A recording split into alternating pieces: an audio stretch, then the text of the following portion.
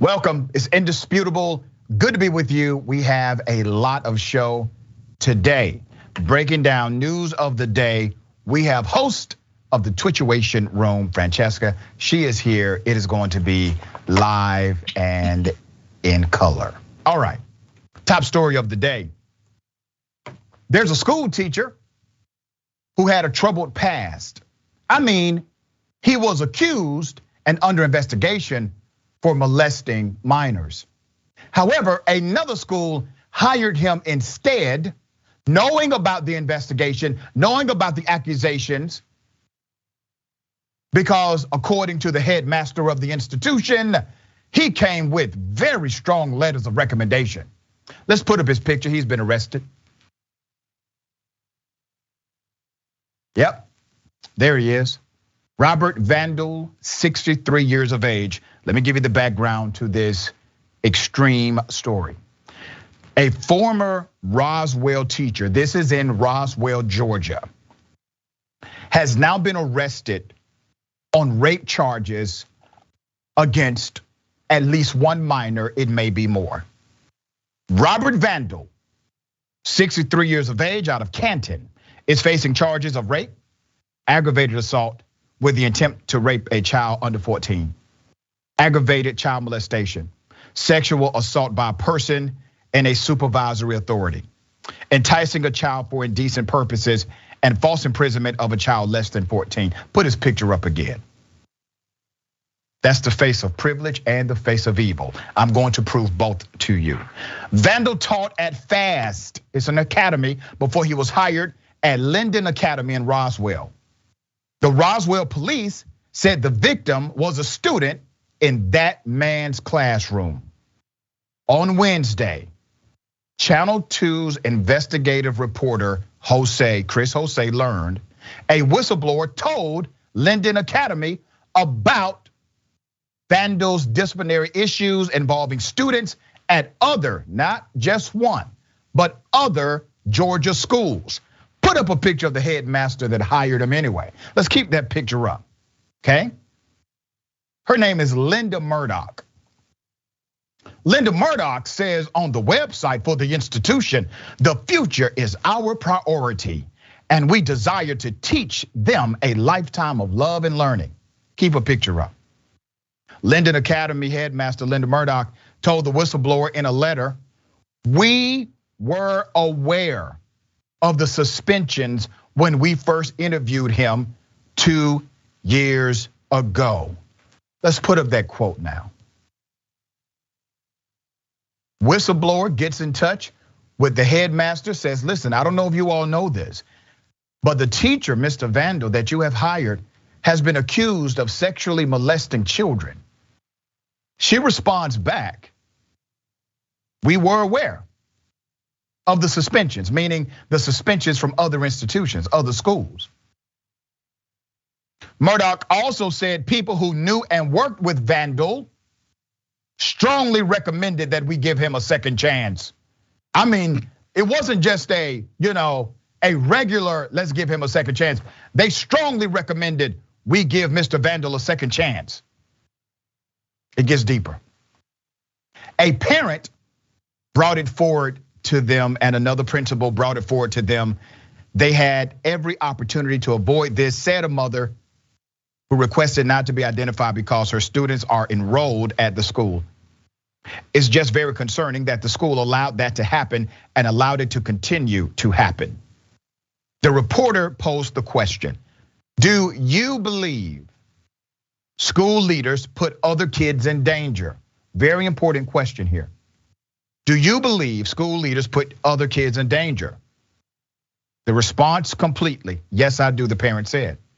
By allowing that to continue to happen after they were made aware of everything, they completely put them in danger.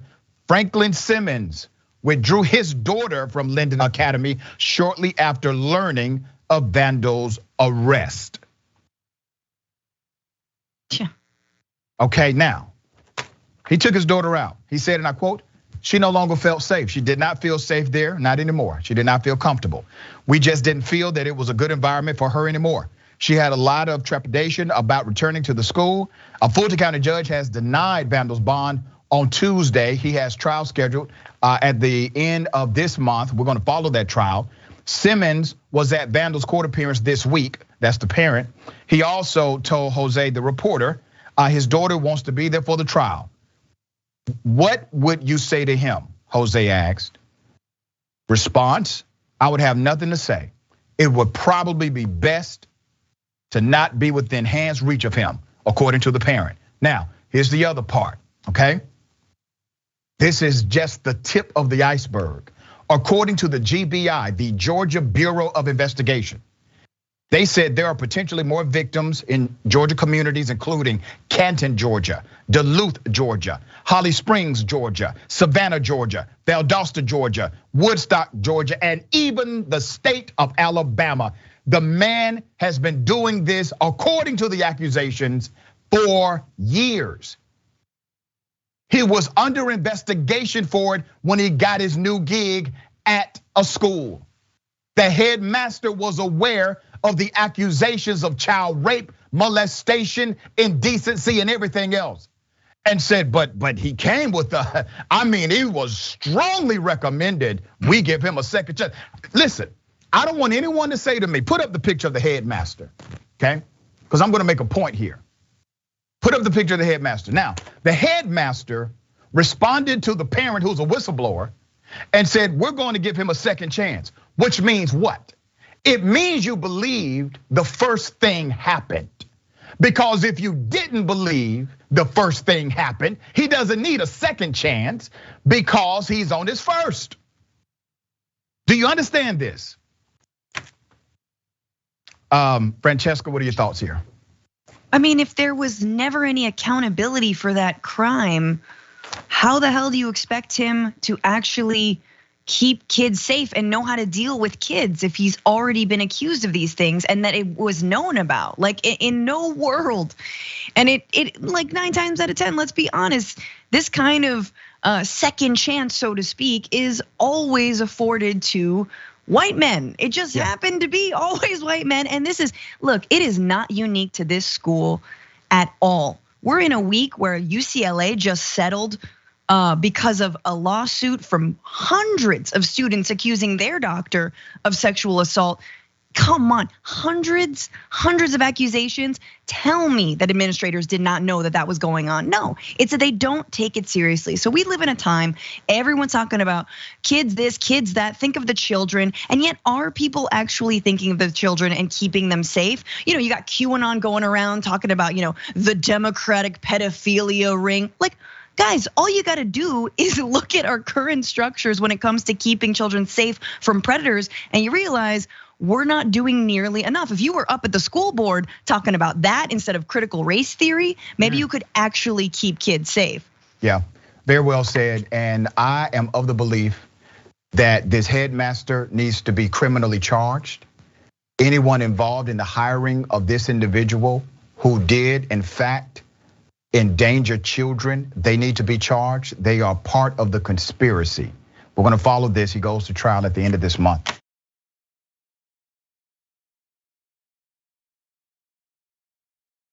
Okay, this person, I believe, is the most racist person Canada has ever produced.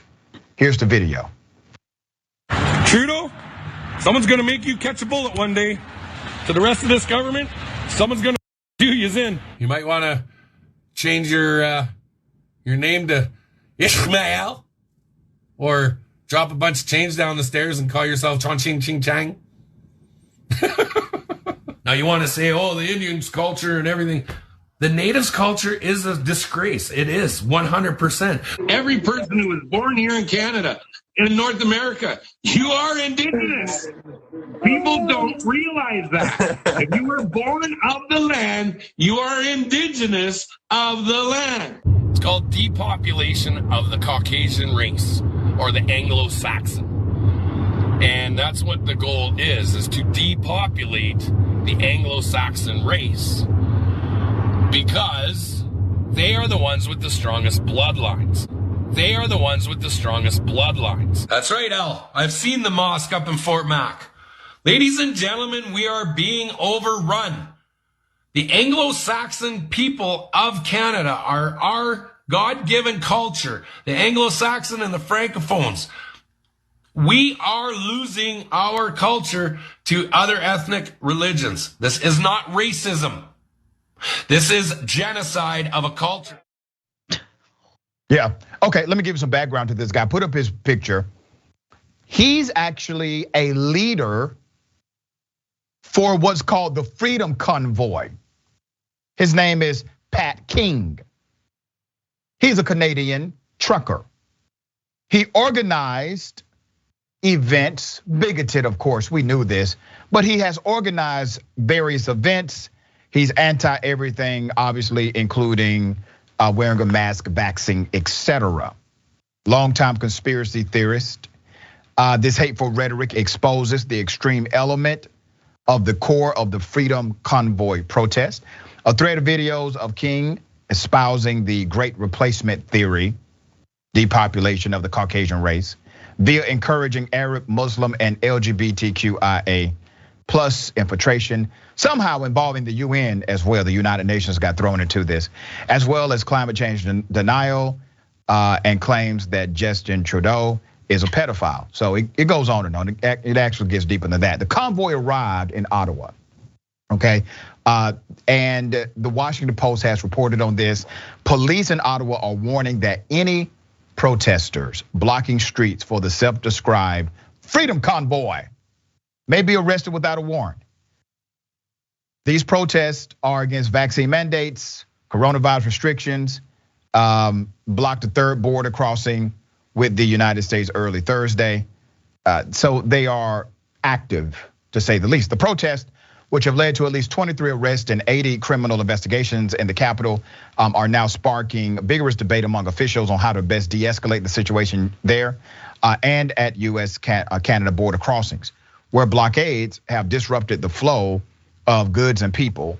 Some are warning that mass arrests could prove counterproductive or even lead to violence. Really interesting here, right? So last time I checked, Canada was a whole nother country, okay? I guarantee you, if we were talking about Mexicans doing exactly what this white bigot is doing, they wouldn't give a damn about arresting people and it being counterproductive because of violence. They would have such a harsh narrative against them. But remember, these are Canadians, okay?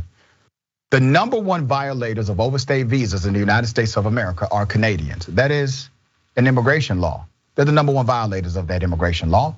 You may have not heard of that because it's not promoted. That's not really problematic. They're Canadians.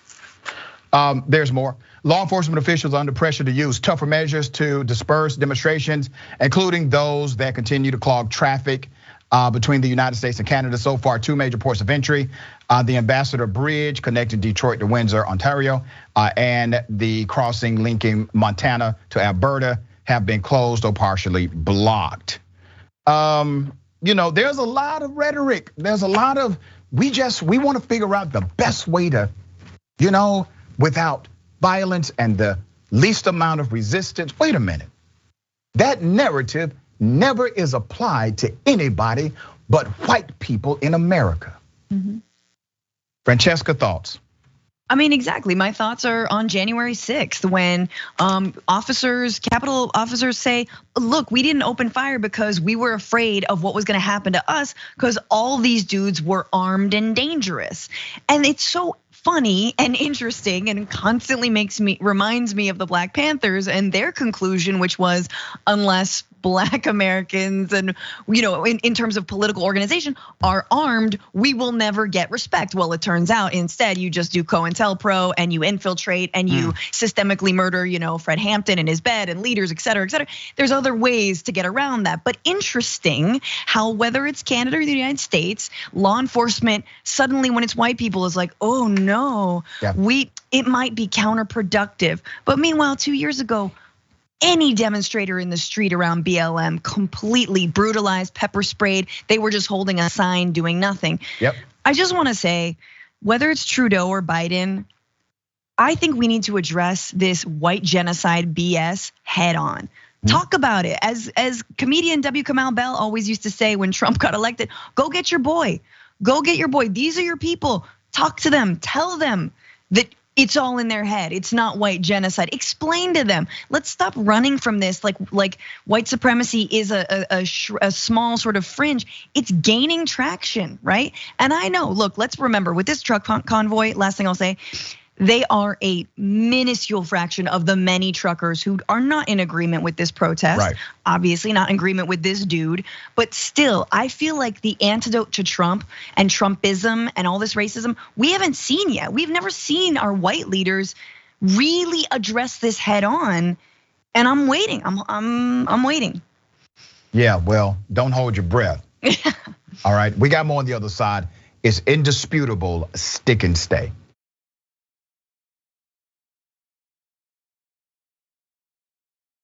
You know, I have some really good news that the credit goes to you.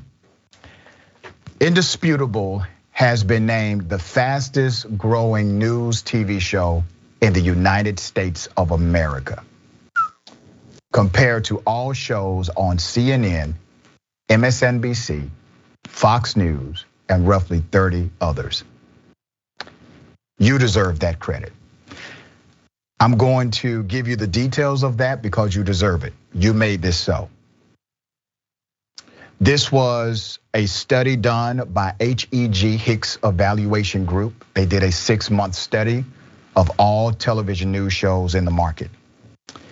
In order to qualify for the study, you had to be on for at least 1 hour every day of the week, and at a fixed time all weekdays.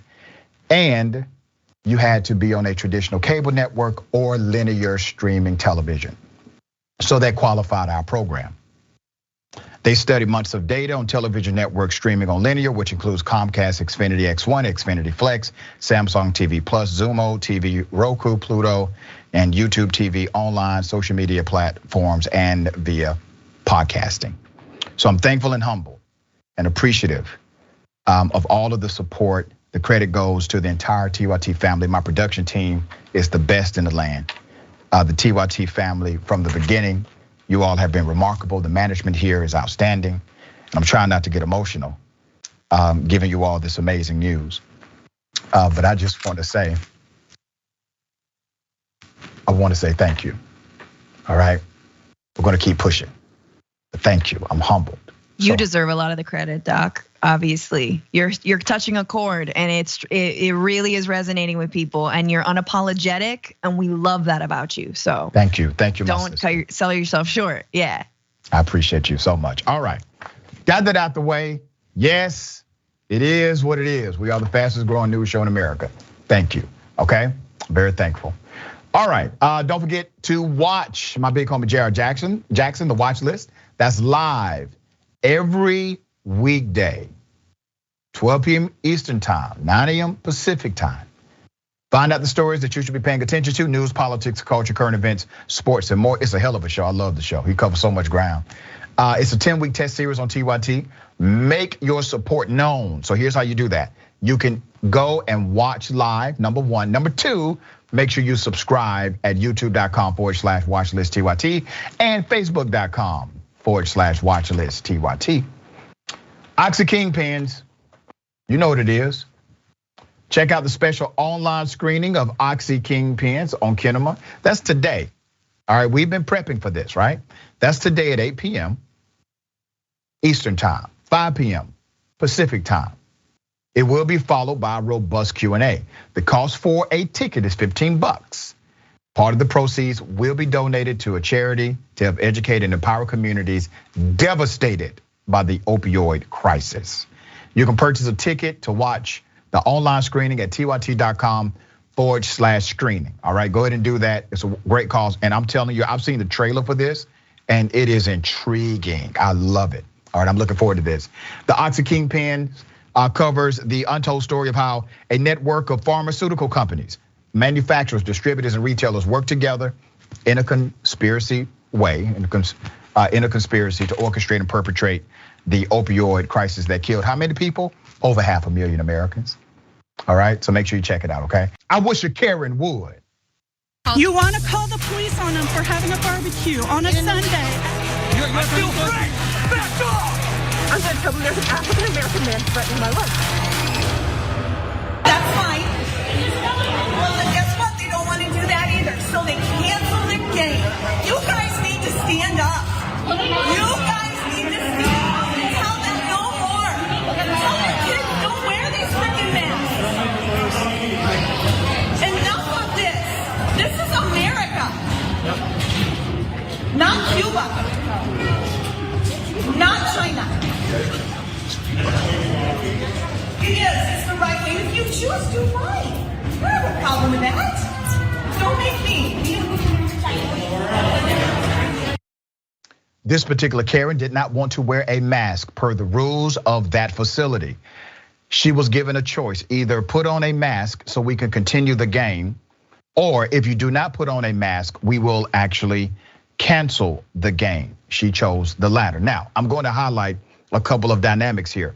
Number one, according to this Karen, her choice to not wear a mask should inconvenience the 99.9% of individuals who are.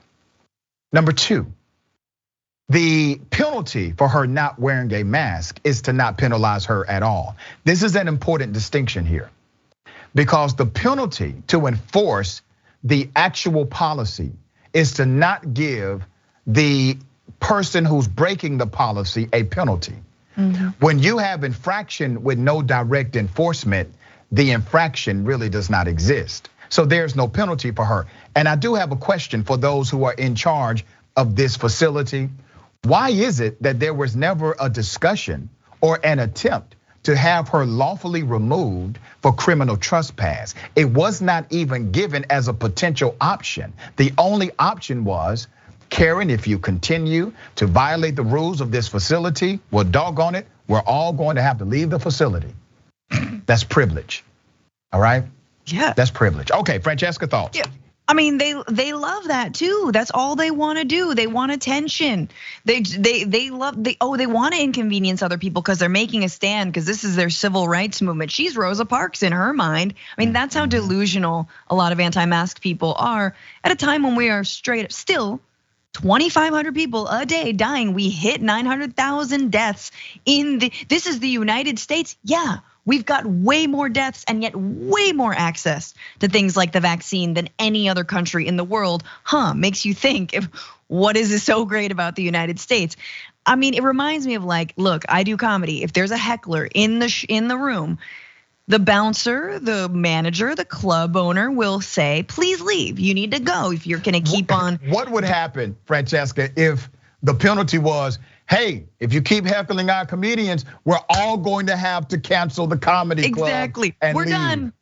Ooh, that was a good sick burn, Karen. I think we're done here. I think right. You just heckling this show made us all go home. Good night. Like, no, in what world? And finally, again, anti-maskers think that they are being discriminated against when in fact they are a special class. I'm reminded of the pilot that turned an entire airplane around because a dude wouldn't put on, or a woman wouldn't put a mask on her face. Yeah. Imagine being on that plane and being another passenger. Right, and here's the thing, here's the reality. They are being discriminated against, and rightfully so. You see, discrimination is not illegal or even unethical unless it's applied to a characteristic that's protected, all right? They're discriminating against people who do not wear a mask. They are discriminating against individuals. If a store says no shirt, no shoes, no service, they're discriminating against people that have no shirt, no shoes, right? So that's the issue. The issue is not, we're being discriminated against. You damn right you are. You are absolutely being discriminated against, and rightfully so. This is the way it works, okay? If you decide to go out of your home nude, you will get arrested in most jurisdictions. They are discriminating against your indecency, okay? Yes, that's discriminatory as well. It's not racially discriminative, but it is in fact discriminatory, and it should be, all right? So let's get out of this. People have the right to have common sense rules for their facility. This Karen does not believe so. All right, another cop, it's damn shame. Cop, a deputy, Cobb County, Georgia, indicted for child pornography, sharing images of children online. And this SOB has been working for the sex crimes unit for 15 damn years. Put up his picture, put up his mugshot. A federal grand jury has indicted a former county sheriff's deputy accused of distributing child pornography while working in the sex offender unit. That's according to the US Attorney's Office. His name is Peter Bilardello, 51 years of age, from Marietta, Georgia. Was arraigned before a federal judge for the charges after an indictment in January. This former deputy now had been employed at the Cobb County Sheriff's Office for more than 15 years and worked for part of that time in the sex offenders unit. This has a chilling and deep background. We're gonna give it to you. According to information presented in court, an investigation began in November of 2019. Keep in mind, he's been under investigation for a while. When the National Center for Missing and Exploited Children received a report that a user of the social media platform MeWe had allegedly uploaded and shared around a dozen images depicting children under the age of 12 in sexually explicit situations. After an investigation that lasted over 2 years, the Cobb County Police, they determined that the user of the social media account was Bilardello. US attorney said, and I quote, Bilardello allegedly shared child porn through social media while he was employed as a law enforcement officer. The victimization of children is one of the most heinous crimes imaginable, and distributing images of child sexual abuse compounds the harm.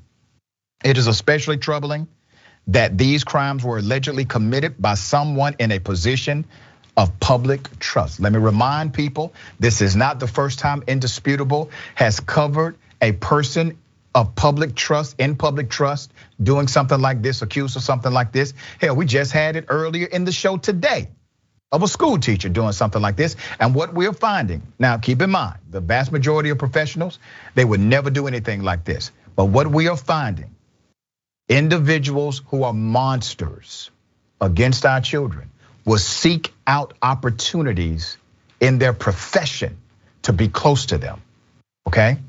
This guy was on the sex crimes unit, a specialized task force, special training, special access, all right, special investigations.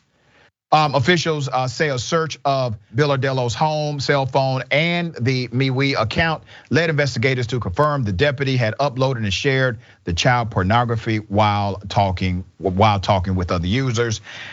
The search also led agents to recover more than 100 images and videos depicting young children in sexually explicit situations.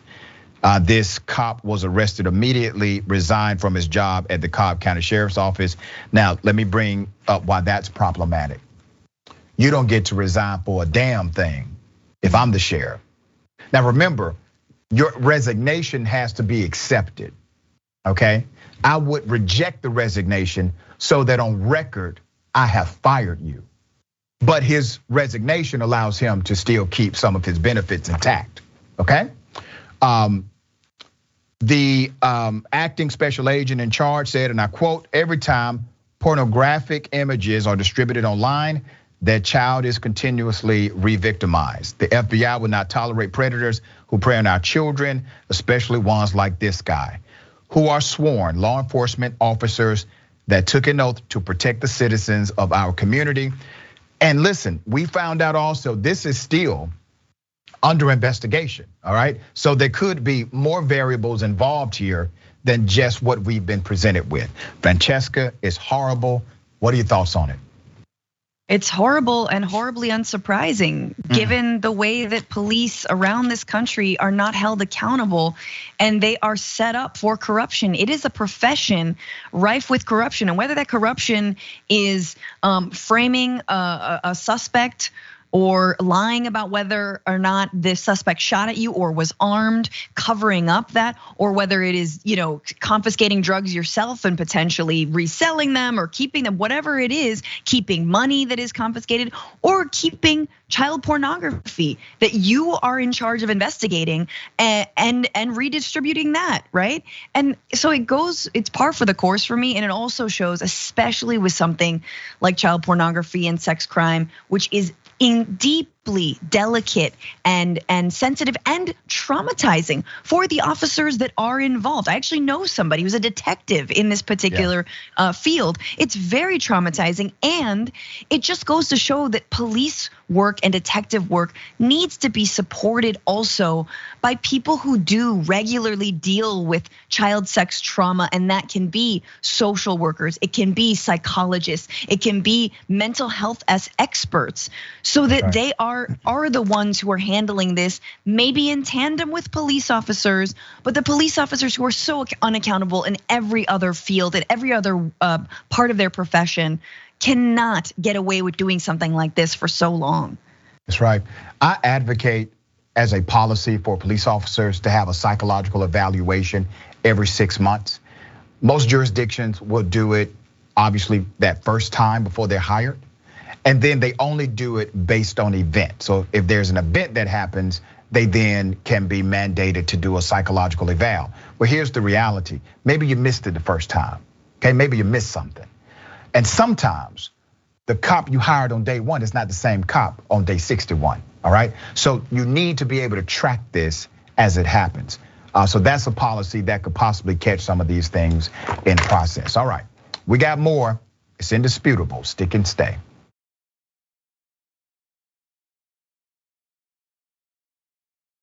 Black man is shopping at a store. He gets apprehended by the police because they think he's stealing, even though the suspect they're looking for is a white male. Here's the video. Yeah. How you doing, man? Take your hands out of your pockets for me. How you doing? I'm doing well until I got stopped. What's up? Yeah, LP called and said that you were concealing some items inside your jacket.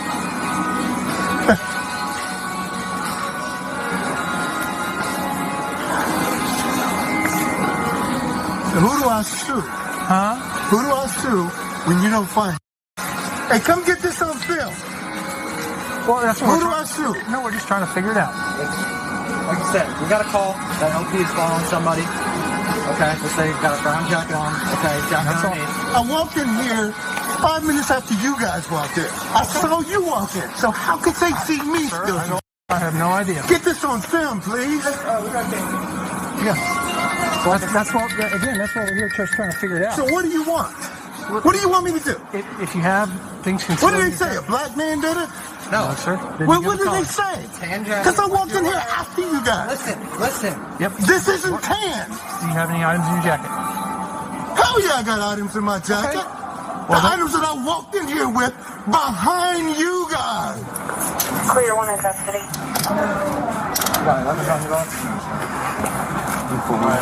We just take them to the office. Yeah, I'm taking them over to the office.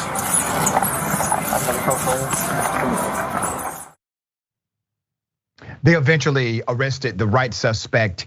Let's put up both of their pictures side by side. You tell me, do they look anything alike? Does their clothing look anything alike? According to one of the officers, the black male's clothing perfectly matched the description of the suspect. Now, what have we exposed here? The police will lie and tell you, well, you meet the description of the suspect. He did not meet the description of the suspect.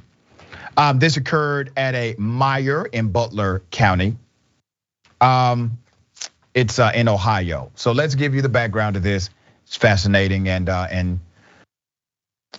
expression of racism again. 2 Westchester police officers and Meyer are now named in a lawsuit filed by a Butler County man, Eric Lindsay, who alleges he was illegally detained, and yet another example of a black person being confronted by law enforcement while going about everyday life and doing nothing illegal. It's called shopping while black. In this case, Eric Lindsay of Liberty Township says he went to the Meijer store off Interstate 75 and Taylorsville Road on his way home. This was January 29th, 2021. He just happened to arrive at the store after a shoplifting offense, walking in behind the officers who responded to it, all right? Shoplifting offense has already happened. Cops are responding to it. He walks in after the police. So you have a criminal, you have the cops, and you have a black man. The criminal goes in first, cop goes in second, black man goes in third. Who gets apprehended? Okay. He walked in behind the officers who responded to it. Lindsay is a black man in his 60s. He wore an orange puffy coat with a tan and brown scarf.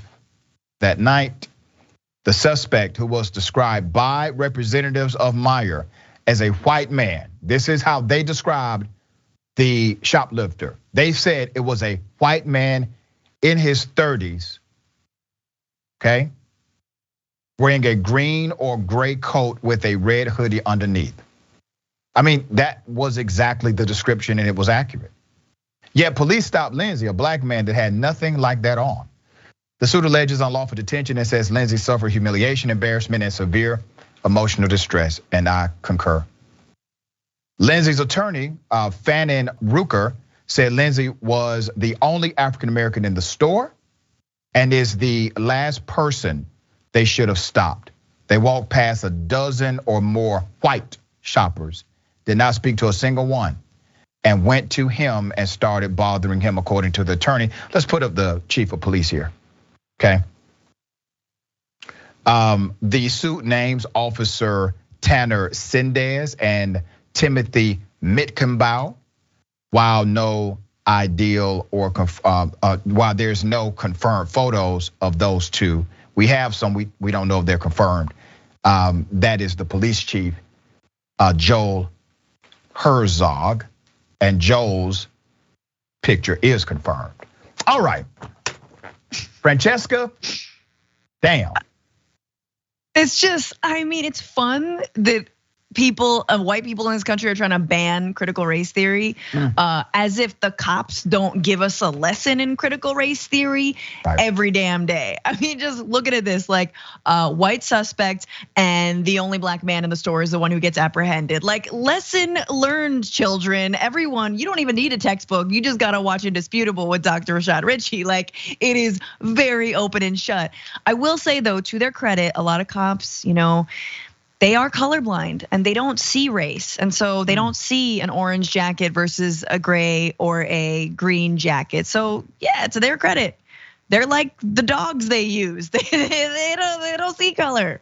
I know it's fascinating because they're going to say, well, we didn't approach him because he was black. Well, wait a minute, but the dispatcher told you it was a white shoplifter in the store. So how did you bypass 12 white people and found the one black person in the facility? Okay, all right. And it could have ended worse, Doc, right? I mean, that's the thing. Like, usually we see those videos and that man is being slammed to the ground, right? Thank God, and good on him for standing up for himself. Yes. But also, it is dangerous to stand up for yourself to law enforcement as a black person in this country. So anyway, I'm glad he's suing. I love that's the first thing out of his mouth. Who do I sue? Yeah, and he didn't write a blank check. He told them, listen, who do I sue? And he is doing exactly that.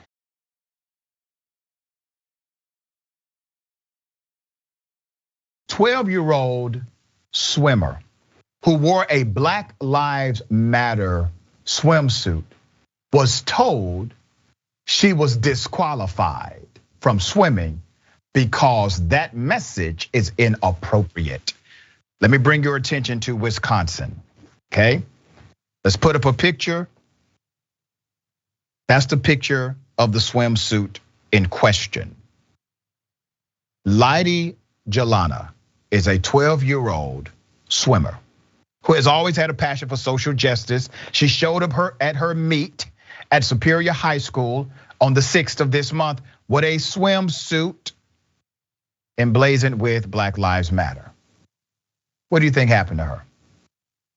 She wanted to show solidarity following the death of Mr. Amir Locke.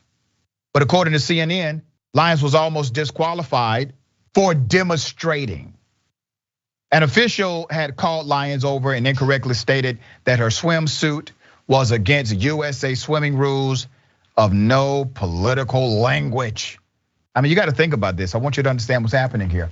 You mean to tell me that if I simply say, Black Lives Matter, that's political language and it is banned language now, according to the officials at the swim meet, okay?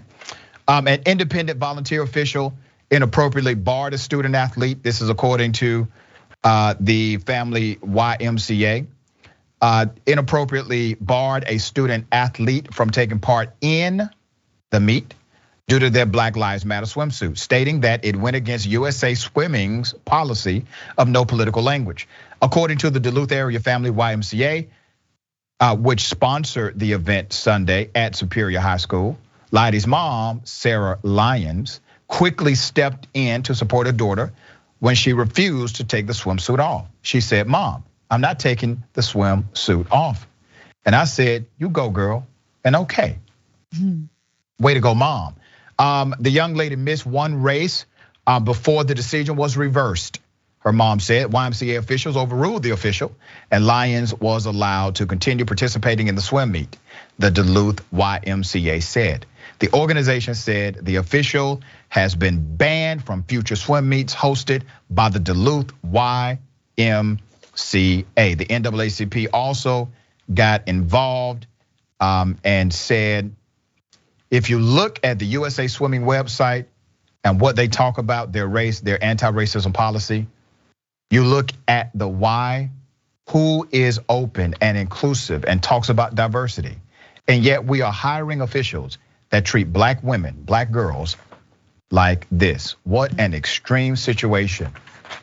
Black Lives Matter swimsuit got her initially banned from swimming. But that's a really good point, right? It's like, look, the YMCA and US, women's swim and whatever, US swimming, everyone has their own statement on their website and they want to be seen as, racially sensitive. They want to be seen as down for the cause. They want to be seen as taking these issues seriously and making, let's be honest, a predominantly white sport more inclusive.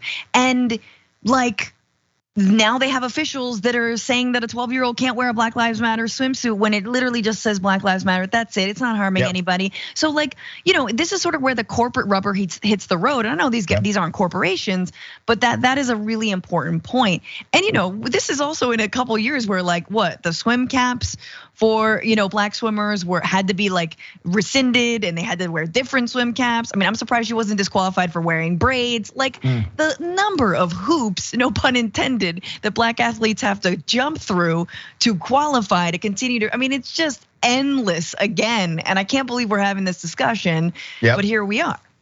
Yeah, and I need the YMCA to come out more forcefully. I understand they did the right thing. It was immediately overturned. The young lady still did miss one of her swim meets because of it.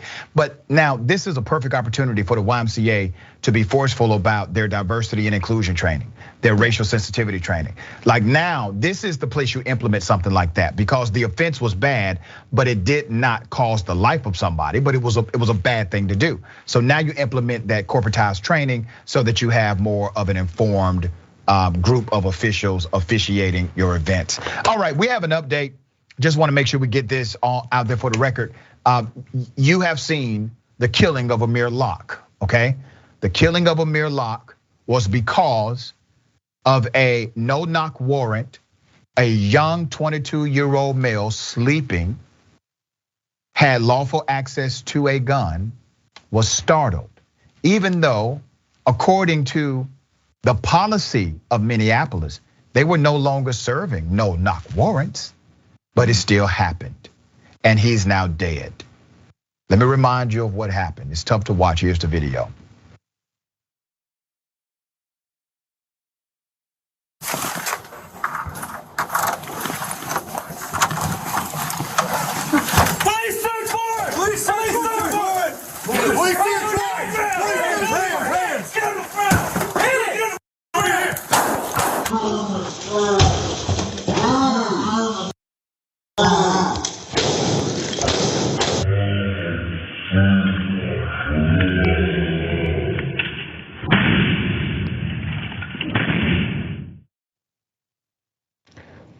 Officer Mark Henneman was identified as the cop who shot Mr. Locke, shot and killed Mr. Locke. Now, I need to show you the systemic structures that led to the death of Mr. Locke. The mayor of Minneapolis ran as a reformist. He said he was going to create a level of transparency in policing and other governmental departments in that city like never before. He also said under his administration, when he ran for re-election, he said under his administration, he banned no-knock warrants. It was actually on his website until last week. That one of his successes is that he banned no-knock warrants. He proclaimed during an interview, no-knock warrants are only used in our city for hostage situations. Well, we found out that was untrue. So look at the systemic failures. You have a policy that really was not in existence as it relates to culture. You have a judge in Minneapolis who actually signed the no-knock warrant. You also had a breakdown in the command staff who ordered it, a departmental breakdown between one police agency and the other, okay? And they were going after the wrong person. He was not in that apartment. Mark Henneman, department hired this guy back in 2015. We have been unable to find a verified picture, but I got some background. City records show there have been 3 complaints against him that were closed without discipline. Data from Communities Against Police Brutality shows a 4th complaint from 2018 that is still open and under investigation. No specifics were provided in any of the complaints, and the police department spokesperson told Newsweek it cannot provide comment on the complaints. Now, let me bring it back to a policy discussion. Remember the George Floyd Policing and Accountability Act. Well, that federal law, if it ever becomes federal law, would require a federal database. It would require reporting of police misconduct to a federal database that you and I can access. It makes sense. We pay their salary. We should be able to access their record. They can access yours. They can access mine. I want to access theirs. So that's the update. Henneman was heavily involved in the statewide drug recognition evaluator training program called DRE, run by the Minnesota State Patrol while he was a police officer in Hutchinson. Henneman would drive a squad car into downtown Minneapolis from Hutchinson, a small town about an hour west of the city, to give drugs to unhoused people and occupy Wall Street protesters in order to evaluate their reactions. Yeah, isn't that deep? Henneman routinely drove a squad car down there. We got those pictures. And in terms of possible charges for the Amir Locke shooting, criminal charges will be considered for the officers involved in the fatal shooting of Amir Locke, a 22-year-old black man killed during an early morning no-knock warrant raid last week. So we'll see what happens, all right? Once again, the press conference that I saw, we talked about it on the show. I didn't like the tone. I was very thankful that one of the co-leaders of the oversight team spoke up. Francesca, what are your thoughts on this case?